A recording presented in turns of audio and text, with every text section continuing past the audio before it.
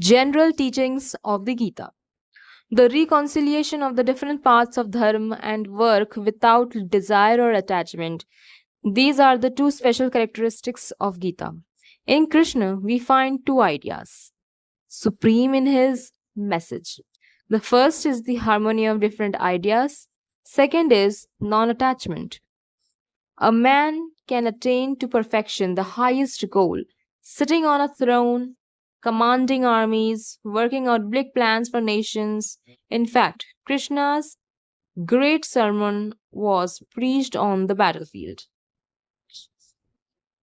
A. Harmony of paths. Of the different philosophies, the tendency of the Hindu is not to destroy but to harmonize everything. If any new idea comes into India, we cannot do not antagonize it, but simply try to take it, to harmonize it. Because this method was taught first by our prophet, God incarnated on the earth, Sri Krishna. This incarnation of God preached himself first. I am the God incarnate. I am the inspirer of all books. I am the inspirer of all religions. Thus, we do not reject any. Now let us see some of the main points discussed in Gita. Wherein lies the originality of the Gita, which distinguishes it from all preceding scriptures? It is this: though before its advent, yoga, gyan, bhakti, etc., had each its strong adherents, they all quarreled among themselves, each claiming superiority for its own chosen path. No one ever tried to seek for reconciliation among these different paths. It was the author of the Gita who, for the first time, tried to harmonize these. He took the best from what all the sects then existing had to offer and threaded them in the Gita. But even where Krishna failed to show a complete reconciliation, that is, Samanvya, among these warring sects, it was fully accomplished by Ramakrishna Paramahansa in his 19th century. The reconciliation of the different parts of dharma and the work without desire of attachment, these are the two special characteristics of Gita.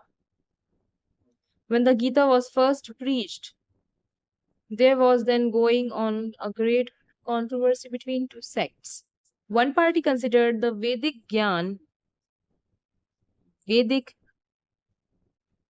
yojana or yajna and annual sacrifices, such like karmas, to constitute the whole of religion.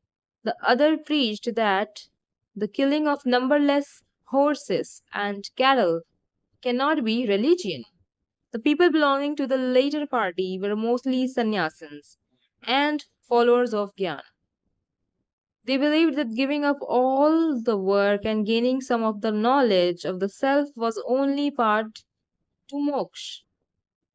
By the preaching of his great doctrine of work without motive, the author of the Gita set at the rest the disputes of these two antagonistic sects. Ancient India had for centuries been the battlefield for the ambitious projects of the two of her foremost classes, the Brahmins and the Kshatriyas. Ancient India had for centuries been the battlefield for the ambitious projects of the two of her foremost classes, the Brahmins and the Kshatriyas. On the one hand, the priesthood stood between the lawless social tyranny of the princes over the masses, whom the Kshatriyas declared to be their legal food. On the other hand, Kshatriya power was the one potent force which struggled with any success against the spiritual tyranny of the priesthood and ever increasing chain of ceremonials which they were forging to bind down the people with. The tug of war began in the earliest periods of the history of our race, and throughout these Shrutis, it can be distinctly traced. A momentary lull came when Sri Krishna, leading faction of Kshatriya power and of Gyan, showed the way of reconciliation.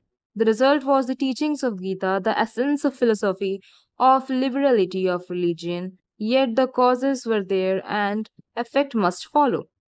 On the other hand, the majority of the priests, impelled by the economical considerations, were bound to defend that form of religion which made their existence a necessity of society and assigned them the highest place in the scale of caste. On the other hand, the king caste, whose strong right hand guided the nation and whom now found itself as leading in higher thoughts also, were loath to give up the first place to men who only knew how to conduct a ceremonial.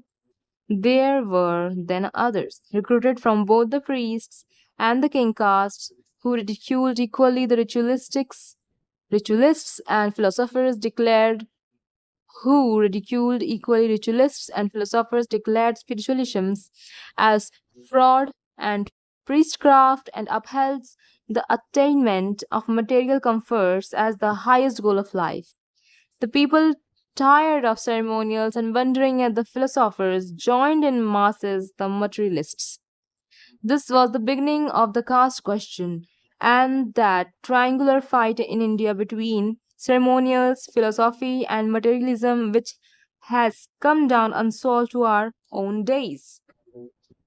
The first solution of the difficulty attempted was by applying the eclecticism which, from the earliest days, had taught the people to see in differences the same truth in various garbs.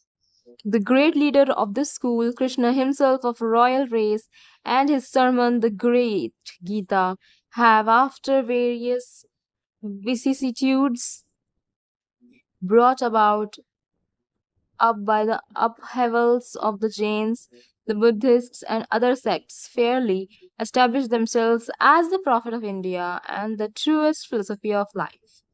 Though the tension was toned down for the time, did not satisfy the social wants, which were among the causes. The claim of the king raised to stand first in the scale of caste and popular intolerance of priestly privilege. Krishna had opened the gates of spiritual knowledge and attainment to all, irrespective of sex or caste, but he left undisturbed the same problem on the social side. So the great struggle began in India and it comes to one of its culminating points in the Gita. When it was causing fear that all India was going to be broken up between the groups, there rose his man, Krishna. And in the Gita, he tries to reconcile the ceremony and philosophy of the priests and the people. In the Gita, the way is laid open to all men and women, to all caste and color. B. Nishkam Karma.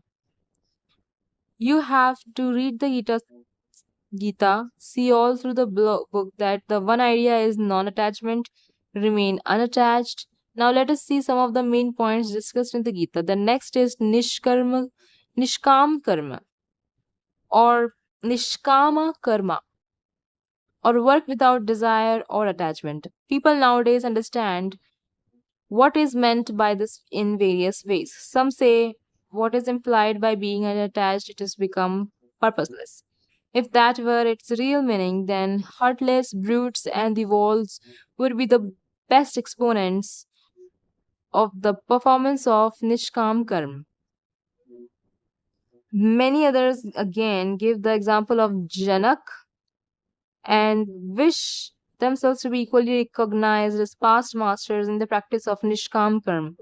Janak, literature father, Janak, did not acquire that distinction by bringing forth children, but this people all want to be Janaks, with their sole qualification of being the fathers of the brood of children. No, the true Nishkam Karmi, performer of work without desire, is neither to be like a brute, nor to be inert, nor heartless. Heartless. He is not tamasic, but of pure sattva. His heart is full of love and sympathy, and he can embrace the whole world with his love. The world at large cannot generally comprehend his all embracing love and sympathy. Now, what is the meaning of working without motive? Nowadays, many understand it is in the sense that one is to work in such a way that neither pleasure nor pain touches his mind. This means, if this be its real meaning, the animals might be said to work without motive. Some animals devour their own offsprings and they do not feel any pangs at all in doing so. Robbers ruin other people by robbing them of their possessions, but if they feel quite callous to pleasure or pain, then they also would be working without motive. If the meaning of is it be such, then one who has a stony heart, the worst of criminals, might be considered to be working without a motive, like a psycho who's working without motive. The walls have no feelings of pleasure or meaning or pain. Neither has a stone. It cannot be said that they are working without motive. In the above sense, the doctrine is a potent instrument in the hands of the wicked. They would go on doing wicked deeds and would pronounce themselves as working without a motive. If such be the significance of working without motive, then a fearful doctrine has been put forth by preaching of the Gita. Certainly, this is not the meaning. Furthermore, if we look into the lives of those who were connected with the preaching of the Gita, we should find them living quite a different life. Arjun killed Bhishma, Drona in the battle. But withal, he sacrificed all his self interest and desires and his lower self millions of times. Gita teaches Karma Yoga. We should work through yoga concentration. Yoga means concentration here.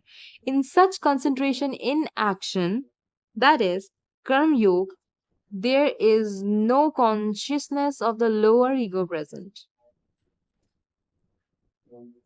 The consciousness that I am doing this, that is never present when one works through yoga. The consciousness that I am doing this, I am doing that, is never present when one works through yoga. The Western people do not understand this. They say that if there be no consciousness of ego, if this ego is gone, how then can a man work? But when one works with concentration, losing all consciousness of oneself, the work that is done will be infinitely better, and this everyone may have experienced in his own life. What they have experienced in own life? But when one works with concentration, losing all consciousness of oneself, the work that is done will be infinitely better. Indefinitely was a wrong word. Infinitely better. And this everyone may have experienced in his own life.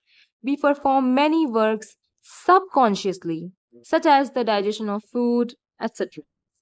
Many others consciously, and others again become being immersed in samadhi, as it were, when there is no consciousness of the smaller ego. If the painter, losing the consciousness of his ego, becomes completely immersed in his painting, he will be able to produce his masterpieces.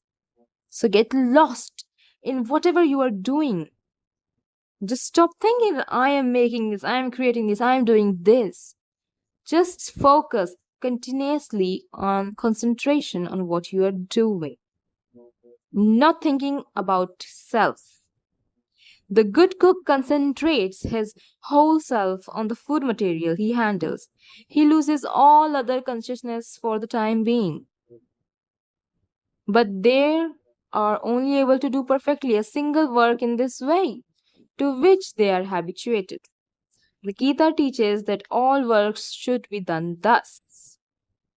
You understand this? We should do what we should do, Gita says. But they are only able to do perfectly a single work in this way to which they are habituated. Gita teaches that all works should be done like this only.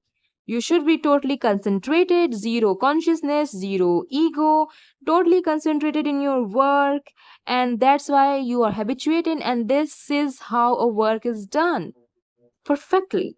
This is the rule of doing a work perfectly. He who is one with the Lord through yoga performs all his works by becoming immersed in concentration and does not seek any personal benefit. Such a person of the work brings only good to the world.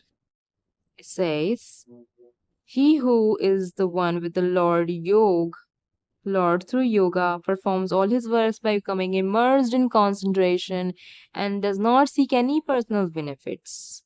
When they are working on something, they are not thinking about their personal benefits. They're only focusing on the work, that how we can do it, how to do it better.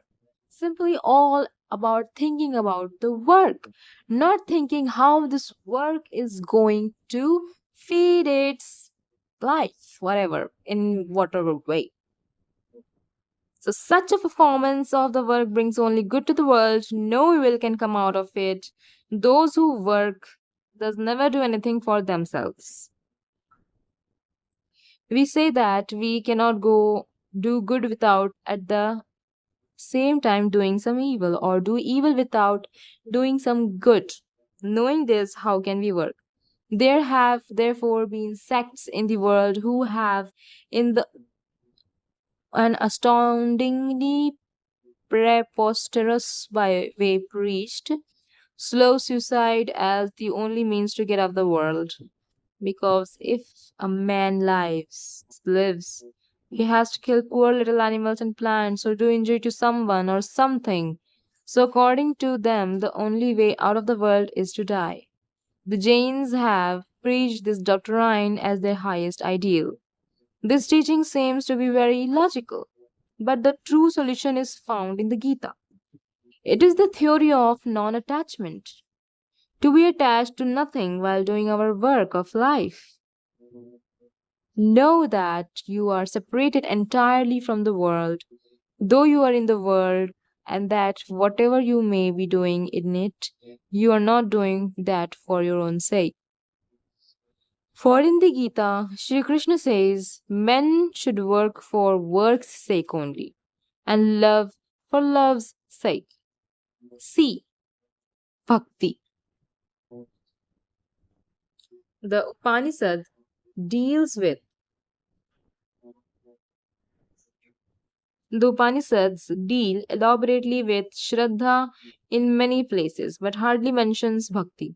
In the Gita, on the other hand, the subject of Bhakti is not only again and again dealt with, but in it, the innate spirit of Bhakti has attained its culmination.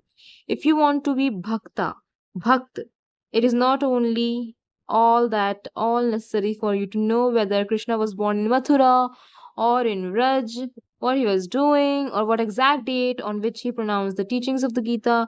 You only require to feel the craving for the beautiful lessons of duty and love in the Gita, of all the other particulars about it and its author are for the enjoyment of the learned. So, says Krishna in the Gita, the Lord is the only one who never changes. He loves, His love never fails. Wherever we are and whatever we do, He is ever and ever the same merciful, the same loving heart. He never changes. He is never angry, whatever we do. How can God be angry with us? Your babe does many mischievous things. Are you angry with the baby? Does not God know what we are doing to be? We are going to be. He knows we are all going to be perfect sooner or later. He has patience, infinite patience. We must love Him and everyone that lives only in and through Him. This is the keynote. To obtain bhakti, seek the company of holy men who have bhakti and read books like Gita and the imitation of Christ. Always think of the attribution of the God. Point D. Gyan. Gyan is taught very clearly by Gita in the Bhagavad Gita. Gyan is taught very clearly by Krishna in the Bhagavad Gita. This great poem is held to be the crown jewel of all Indian literature. It is kind of commentary on the Vedas. It shows us that our battle for spirituality must be fought out in this life. So we must not flee from it, but rather compel it to give us all that it holds. As the Gita typifies the struggle for the higher things, it is highly poetical to lay the scene in a battlefield. Krishna, in the guise of charioteer to Arjun, leader of one of the opposing armies, urges him not to be sorrowful, not to fear death, since he knows he is immortal, that nothing which changes can be in the real nature of the man. Through chapter after chapter, Krishna teaches the higher truths of philosophy and religion to Arjun. It is these teachings which make them poems so wonderful. Practically, the whole of the Vedant philosophy is included in them. Krishna, the Lord of Souls, talks to Arjun, or Gurukesha, Lord of Sleep, he who has conquered sleep. The field of virtue, the battlefield in this world, the five brothers representing the righteousness fight the 100 other brothers, all that we love and have contend against. The most heroic brother, Arjun, and has have to contend against. The most heroic brother, Arjun, the awakened soul, is the general. We have to fight all the sense lights and things to which we are most attached to kill them. We have to stand alone. We are Brahman. All other ideas must be merged into this one line. Wisdom can be practiced even on battlefield. The Gita was preached so.